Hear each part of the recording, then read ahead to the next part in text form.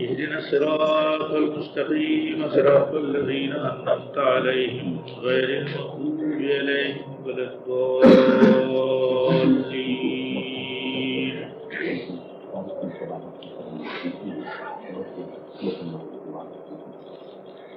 ما أصاب من مصيبة في الأرض ولا في أنفسكم إلا في كتاب من قبل أن نبرأها إن الله على ذلك على الله يسير.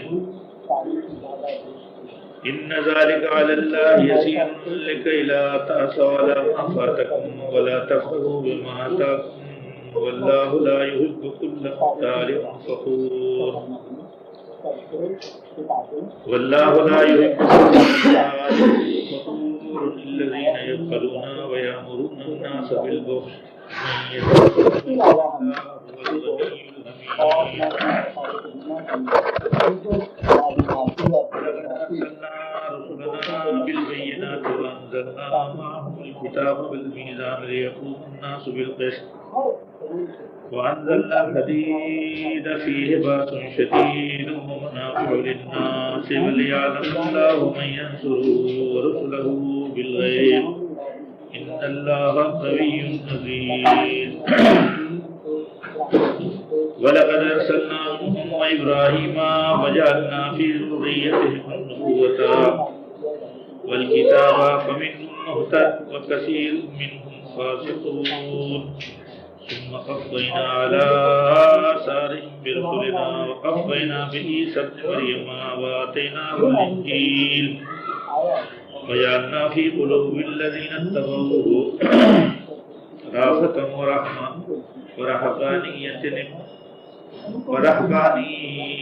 ابتدعوها ما كتبناها عليهم إلا ابتغاء رضوان الله فما رعوها حق رعايتها فآتينا الذين آمنوا منهم أجرهم وكثير منهم فاسقون. یہ سورہ الحدید جو 57 سورت ہے اس کے تیسرے اور چوتھے رکوع کی کچھ آیتیں ہیں کیونکہ پچھلی نشست میں کچھ آیتیں رہ گئی تھیں. تیسرے اور فالا فما خطبوں جو 27واں پارہ ہے اس کے 19ویں اور 20ویں رکوع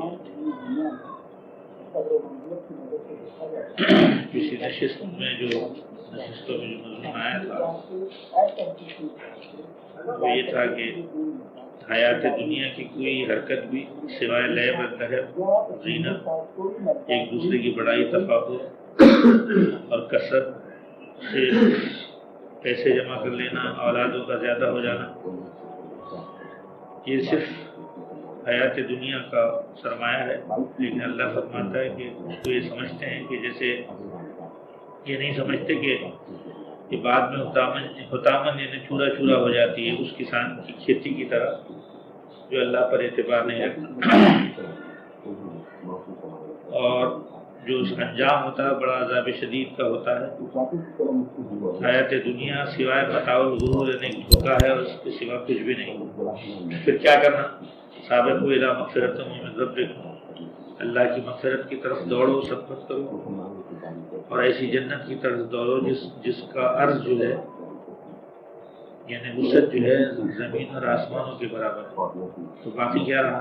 چنانچہ اس سلسلے میں حدیث آپ کے سامنے پیش گئی ہے. نبی کی سے جب صاحب پر دریافت کیا یا رسول اللہ جب جنت سارے زمین آسمانوں کو گھیرے ہوئے تو دوزخ کہاں ہے؟ تو اس پر آپ نے مثال دی صحابہ کرام کے سامنے کہ دن بھی یہی نکلتا ہے اور رات بھی یہی زمین پر ہوتی ہے. بس اسی طرح یہ بات ہے کہ جہاں جنت ہے وہی دوزخ ہے اور جہاں دوزخ ہے وہی جنت ہے. صرف اس کے حصول جن لوگوں نے کیا ان کے لیے وعدت للذین آمنوا باللہ ورسولہ یہ ان کے لیے ہے جو اللہ اس کے رسولوں پہ ایمان لاتے ہیں.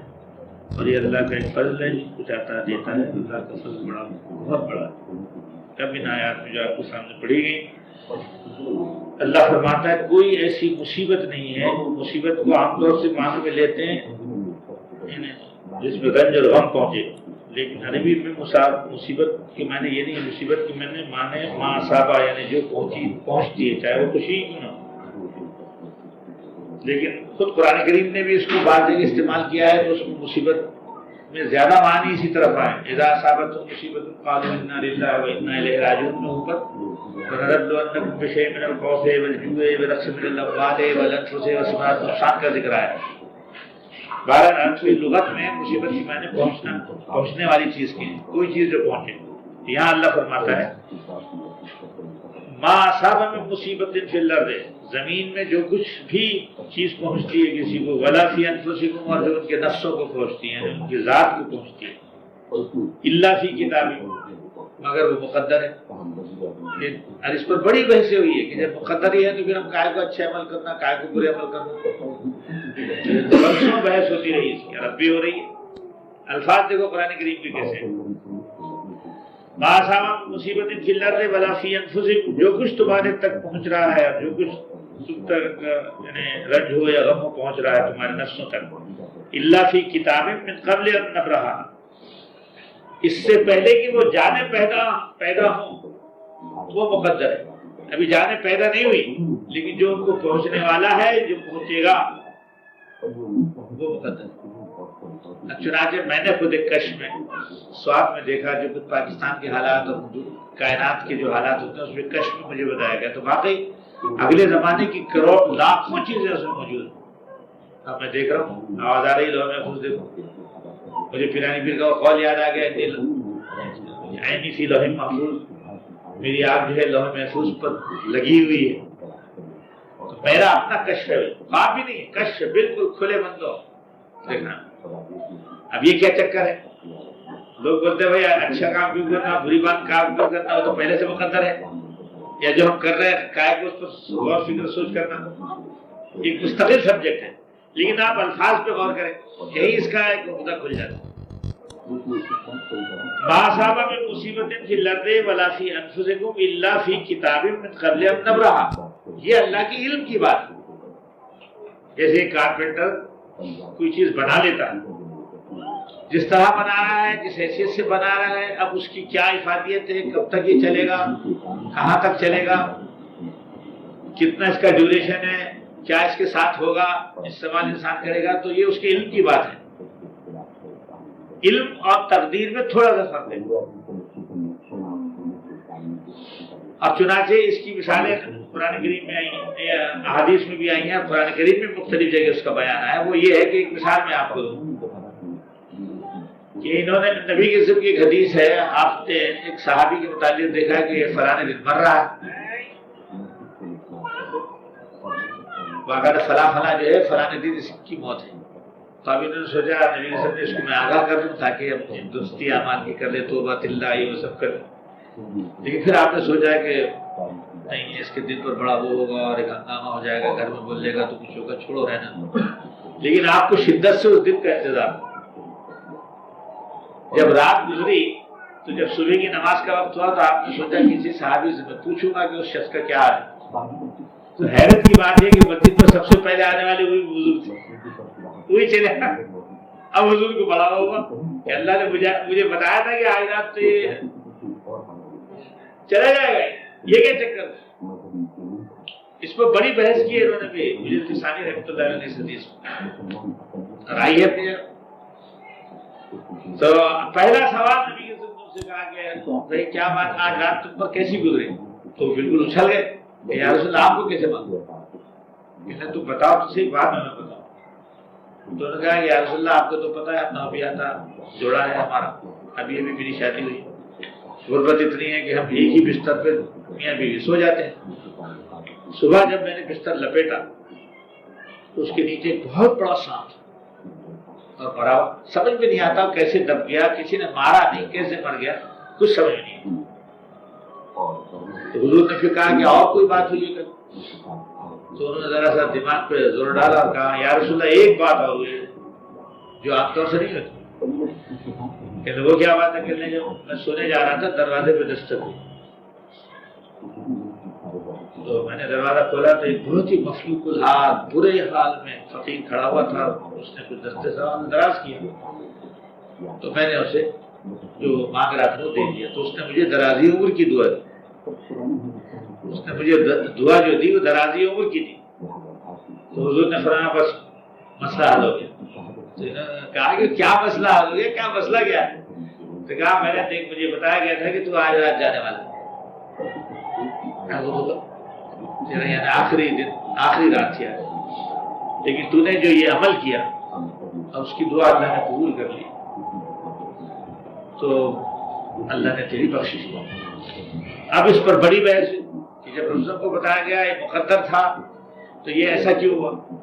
تو اس پر مجدد ثانی رحمۃ اللہ علیہ جو نقشبندیہ خاندان کے یہاں کے بڑے صغیر کے بزرگ ہیں, 11ویں صدی ہجری کے مجدد کہلاتے ہیں, شیخ احمد سرہندی رحمۃ اللہ علیہ نقشے پر نقشبندیہ خاندان, انہوں نے اس پر بحث کی اس حدیث اور اپنے انداز سے کہا کہ دو تقدیریں ہوتی ہیں, ایک بدلنے والی اور ایک نہ بدلنے والی. تو جو بدلنے والی تقدیریں ہوتی ہیں یعنی لکھا ہوا تو ہے لیکن وہ بدلنے والی تقدیریں وہ دعاؤں سے بدل جاتی ہے, لیکن اس کا علم مقرر فرشتوں تک کو نہیں ہوتا. بعض مقرر فرشتوں کو یہ انہوں نے اس طریقے سے اپنی بلا تعلیم یہ بولی. میں مطمئن نہیں اس سے کیونکہ ارادت ہے. اچھا مزے کی بات ہے کہ یہ اس حدیث سے یہ اس وقت مطمئن ہوئے مجدد ثانی رحمۃ اللہ علیہ جب یہ نبی کی سب کی یہ حدیث ان کی نظر سے گزری کہ ایسا ایسا ہوا اور ایک صحابی کے تعلق سے ہوا. ورنہ پہلے پیرانی پیر کا قول انہوں نے پڑھا تھا کہ انہوں نے مجدد ثانی رحمۃ اللہ علیہ نے اس میں لکھا تھا کہ میری دعا سے لوح محفوظ کا لکھا ہوا بدل جاتا. تو اس پر مجدد ثانی رحمۃ اللہ نے کہا کہ میں برسوں پریشان رہا کہ اتنی بڑی بات کیسے کہتی سید عبد القادر جیلانی رحمۃ اللہ کہ میری دعاؤں سے لوح محفوظ کا لکھا ہوا بدل جاتا. میں پریشان تھا اس پر. تو جب یہ حدیث میری نظر سے گزری تو مجھے اطمینان آ گیا یہ بول رہے ہیں ہمارے مجدد ثانی رحمۃ اللہ. حالانکہ ان کے قول سے حق و توحید نہیں. حضرت قبلہ نے معراج المومنین میں لکھا ہے کہ اللہ والے کے دل میں جو ہوتا ہے وہ لوح محفوظ میں بھی نہیں ہوتا.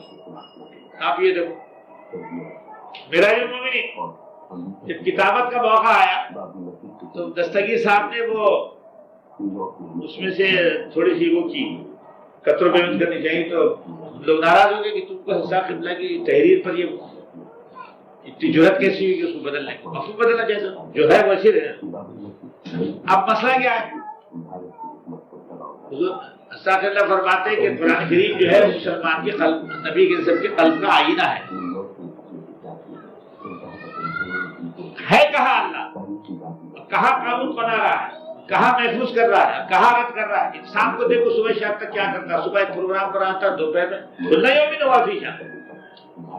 انسان اپنے معاملات میں آزاد جہاں تک ہے وہاں تک آزادی کرتا ہے. اللہ کے تو مسئلے میں کوئی پابندی کا مسئلہ نہیں, چاہے جیسا کرے, لیکن اس کے اصول قوانین ضرور ہیں. ایسا نہیں کہ وہ ایک بے رنگ سی بات ہے, لیکن بہرحال اتنا واضح ہے. مثلا یہ کہ میں مثال دیتا ہوں کہ جب کائنات ابتدا میں پیدا ہوئی تو طریقہ پیدائش الگ تھا. انسان جب پہلے پیدا ہوا ہے بالکل وہاں ماں باپ تو نہ تھے, ماں باپ تو نہ تھے, اس کے بعد انسان پیدا ہوتے چلے گئے. وجہ اللہ کو شعبوں کو قبائل ذکر سے آیا کہ ہم نے ان کو جوڑوں سے پیدا کیا. پتہ ایک وقت تھا کہ انسان بالکل ایک کچھ نہیں تھا, ایک تودا تھا. ظاہر ہے یہ سائنس بھی کہتی ہے, اے بھی باپ وغیرہ کیا کہ الفاظ استعمال کرتے ہیں. اس کے بعد پھر اس میں جان آئی, اور جان میں سے پھر اس کے بعد پھر نسل چلی, آدمی کو پیدا ہوا, اس کے بعد پھر اس سے نسل چلی. یہ بھی یہی بولتے ہیں. تو ہر شے کی جو ابتدائی خلقت ہوئی ہے وہ ان کیفیات میں ہوئی ہے جو انسانوں یا جانداروں کے ملنے کی وجہ سے پیدا ہوتی, جو کیفیت پیدا ہوتی اس کیفیات میں چیزیں پیدا ہوتی. لیکن اب چونکہ ابھی راستہ نہیں گیا ان کو, آپ خود عقل سے سوچے کہ ابتدا میں جب کوئی بھی چیز پیدا ہوئی, چلو ایک درخت کو لے لیتے ہیں, آم کے درخت, تو سب سے پہلے آم کا درخت کیسے پیدا ہوا؟ سوال یہ نا, جام کا درخت سب سے پہلے کیسا ہوا؟ وہ یہ شکل تو نہیں ہے, بھیجی نہیں تھا, آ کیسے گیا؟ ایک زمانہ ایسا تھا کائنات پر کائنات کیا ہے وہ لم یکن معه شیء, ایک ایسا زمانہ آیا جب کوئی شے نہیں تھی، کان اللہ جب یکون معہ شے، ایک وقت ایسا تھا اللہ کے سوا کچھ نہ تھا، اس کے ساتھ کوئی شے نہ تھی، تو پھر یہ سارے کائنات ہمارے وجود میں، اسی کو تصوف میں کہتے ہیں کہ وحدت الوجود، جو وجود ہے اسی کے لیے ساری کرشمہ سازیاں ہیں، یہ کائنات کو اللہ سے جدا نہیں کر سکتے، یہ اسی کا ضرورہ ہے، جو اندر تھا اللہ کے وہ باہر آ گیا، وہ غیب میں ہے وہ ظاہر ہو گیا، اس میں نبی کے سمخیر میں پھل بن کے پوری کائنات کے پھل بن کر آپ تشریف لے آئے، ہندوؤں کے اس کو کہتے ہیں وراٹ وشوروپ تسمے سری گرو نمہ، سب سے پہلے انسان ہی تھا اس کائنات کی بنیاد، اور وہی انسان جا کے پھل کی صورت میں نبی کے وجود کی شکل اختیار کری،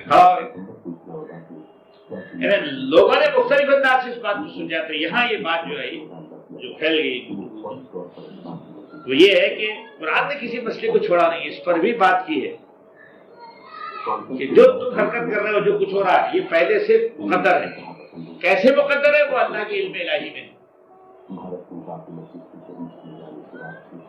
ان اللہ علی کل شیء قدیر، یہاں آئی ہے وہ آیت، ہر جگہ قرآن کریم میں جہاں ان اللہ علی کل شیء قدیر آئے وہاں دیکھیں آپ سیاق سباق کا ہے تو بات کھل جاتی، ایک اندازہ ہے چیز کا اللہ کے پاس، اس اندازے کے بعد تغیر شروع ہو جاتا ہے، پھر اس چیز پر جہاں تغیر واقع ہو گیا پھر اس کا ایک اندازہ ہے، جیسے اقبال سے تقدیر تدبیر کے متعلق پوچھا، یہ بھی ایک مسئلہ ہوئی، تقدیر اور تدبیر کا ہے، تو کہا کوا بنو گے تو کوے کی تقدیر اور شاہی بنو گے تو شاہی کی تقدیر، مرید ہندی پیر رومی سے پوچھ رہا ہے، اقبال اس کو نظما رہے ہیں، نظم میں بیان کر رہے ہیں،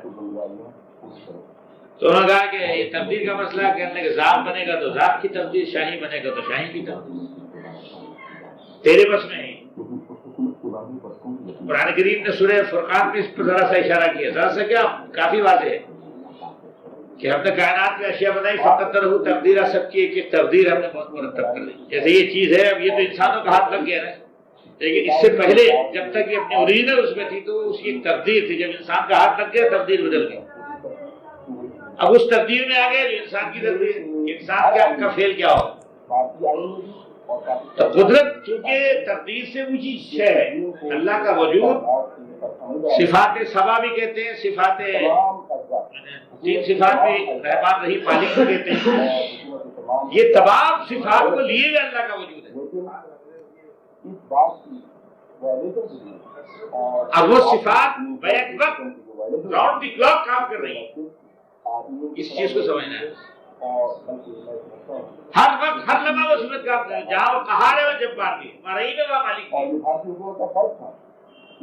اور ہر وقت ہے، جیسے آپ بیٹھے بیٹھے ایک چمن لگا دیتے بچوں کو کسی بات پر، اس کی ایک فیل، حالانکہ آپ صبح پیار کر رہے تھے، وہاں رحیم تھے، قریب تھے، یہاں جبار اور قہار ہو گیا، وہی کہ وہی، اور وہیں دوسرا لڑکا کھڑا ہے، اسی کو آپ پیار کر رہے ہیں، وہیں آپ کسی وقت وہ کام کر رہی ہے، ایک کو چبر مار رہے، ایک کو پیار کر رہے، وہی آپ جبار بھی ہیں اور وہیں رحیم اور رحمان بھی، اللہ پوری کائنات پر راؤنڈ کی طرف اللہ کی صفات کا عمل ہو رہا ہے، وہی خالقیت کا عمل ہو رہا ہے، چیزیں پیدا ہو رہی ہیں، وہی وہ مار رہا ہے، لوگ چیزیں مر رہی ہیں، خدا کے اس میں جانے،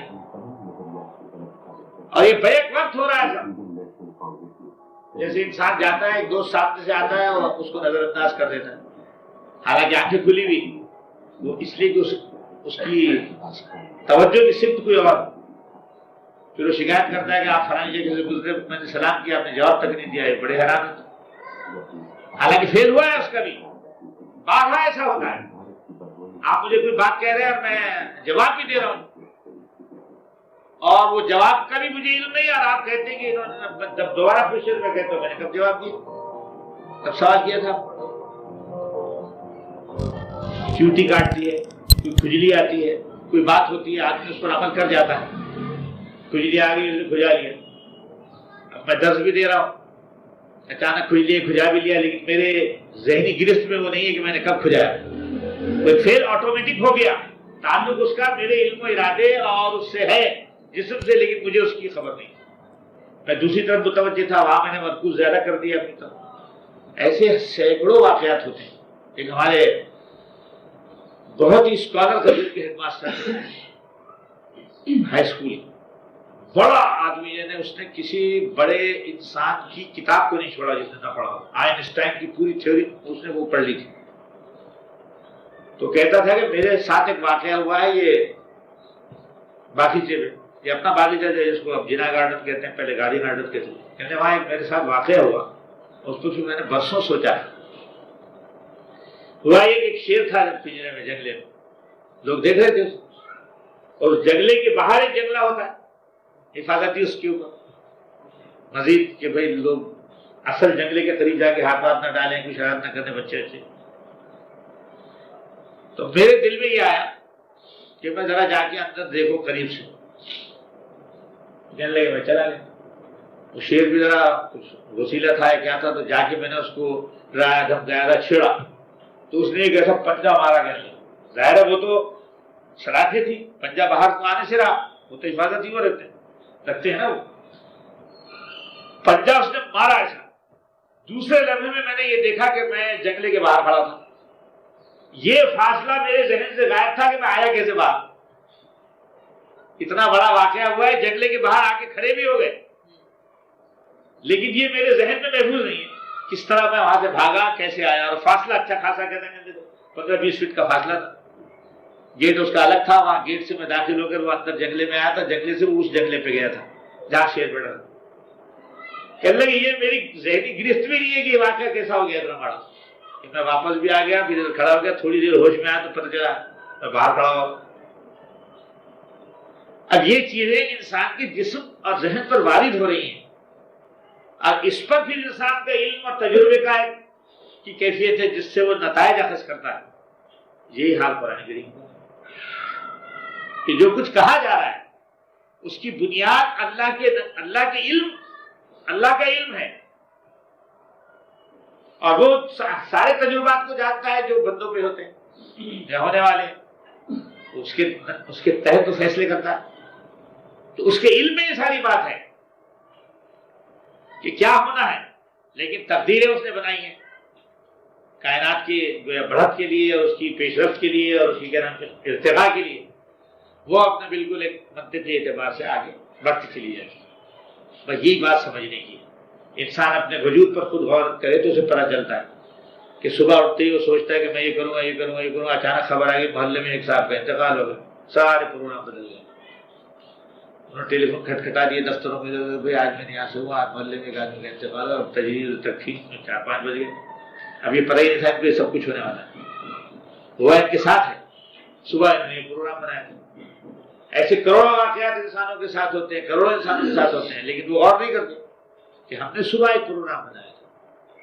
ہم نے اچھا آپ مزے کی بات ہے اگر یہ ایسا نہ بھی ہو، پروگرام بنایا اور آپ شہر چلے گئے تو وہاں کچھ ایسے واقعات ہو جاتے ہیں جس سے اس کی پوری پلاننگ کا جو اس نے چاک آؤٹ کیا تھا نا صاحب، وہ سب درہم برا ہو جاتا. کوئی دوست مل گیا، کوئی کہیں ایکسیڈنٹ ہو گیا، کہیں کوئی جلسہ ہو رہا ہے، راستہ بند ہے، ٹریفک بند ہے، کچھ ہے، تو سارے کام اس کی بدلتے رہے. اسے کہتے تقدیر الہی. جہاں انسان بدا ہوا ہے. علی رضی اللہ تعالیٰ عنہ سے ایک یہودی نے پوچھا کہ اگر آپ تقدیر اور تدبیر کا مسئلہ مجھے سمجھانے تو میں کلمہ پڑھ لوں. وہ اپنی بات ہے. تو جیسا وہ ذہن تھا، کہتے ہیں نا آبجیکٹ اینڈ ریفلیکشن.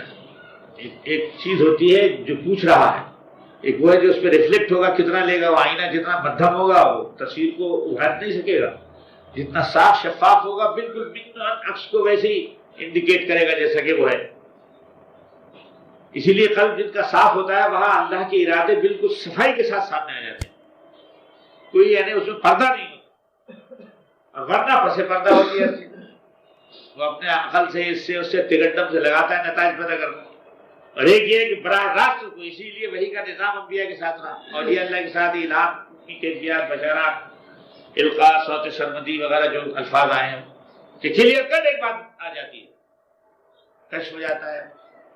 تو وہ یہودی نے جب یہ کہا تھا، آپ نے کہا ایک چبوترا سا بنا ہوا تھا اونچا، کہنے لگے اس پہ کھڑے ہو جائے. وہ کھڑا ہو گیا. کہا ایک ہاتھ اٹھاؤ. ہاتھ اٹھا دیا. کہا دوسرا ہاتھ اٹھاؤ. اس نے دوسرا ہاتھ اٹھا دیا. آپ نے فرمایا ایک ٹانگ اٹھاؤ. اس نے ایک ٹانگ اٹھا دی. آپ نے کہا دوسری ٹانگ اٹھاؤ. تو کہنے لگے یہ تو نہیں اٹھی. یہ تو نہیں بنتی کہنے بس کہنے لگے یہ تدبیر تھی یہ تقدیر.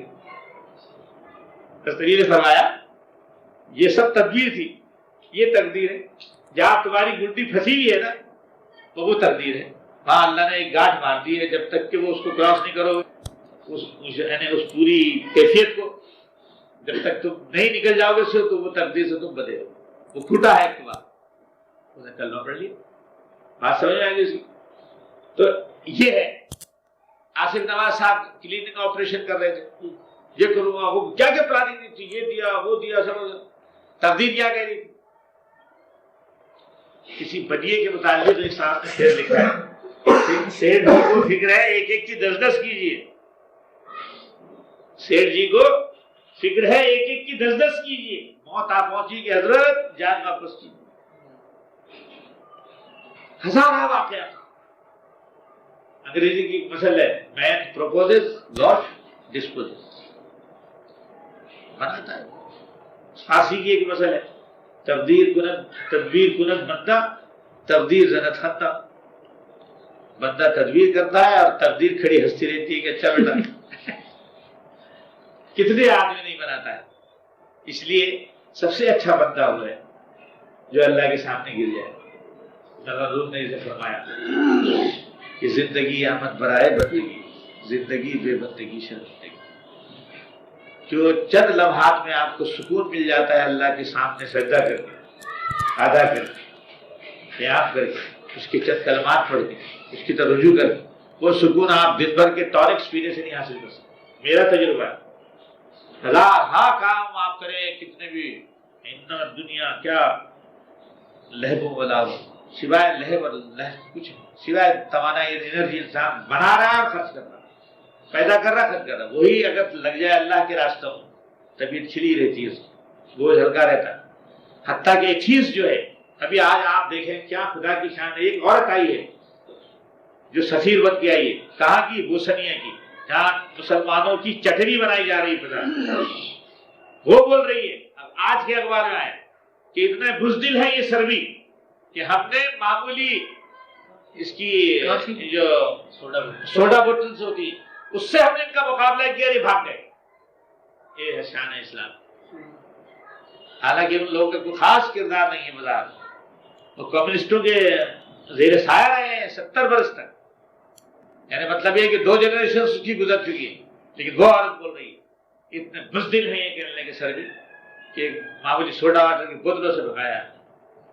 ہمیں ذرا ہتھیار مل جائیں دیکھ لیں یہ مسلمان کی شان. اس کو وہی سزا سے ملتی ہے جہاں یہ اپنے ذمہ داریوں کو پورا ان ذمہ داریوں پر لانے کے لیے اس کو اللہ رب العالمین کی خلق. وہی بات آتی ہے کہ کائنات کو بلا پیدا کیا ہے. اب حسبتم انا خلقناکم عبثا کیا تم نے سمجھ لیا ہم نے تم کو ایسے خامخواہ پیدا کر دیا. اس کے لیے یہ سارے علامات کلنٹن صاحب سمجھ رہے ہیں کہ میں ایسے کر دوں گا. بش صاحب نے سمجھا 12واں صدر تھا ریپبلکن پارٹی کا مسلسل یہ پارٹی حکمران تھی امریکہ.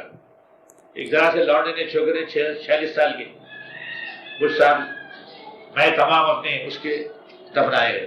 یہ اور بولتے ہیں کہ خارجہ پالیسی پہ عمل کرے گا. یہ سیاسی باتیں بڑی عجیب ہوتی ہیں. خدا خبر اندر کیا ہے. ہمارے یہاں نہیں دیکھ رہے سیاست صبح ایک بولتا دوپہر میں بولتا شام میں ایک بولتا. کل تک نصرت بھٹو بول رہی تھی کہ ضیاء الحق نے وہ جہاز بڑھایا تھا اور مجبور کیا تھا مرتضیٰ بھٹو کو کہ یہ اس کی ذمہ داری اپنے قبول کرے. آج آیا کہ نصرت بھٹو کو حکومت وہاں بھیج رہی پارلیمانی اس پر. کیا ہے واٹ از دس. آپ کہیں گے نان سینس ہے سبھی لیکن نہیں سیاست میں سب سیلس بن جاتے ہیں. پولیٹیشین کو سب سے زیادہ بدماش اپنے مفاد پر منتج کرے حق اس کو. تو یہاں اللہ فرماتا ہے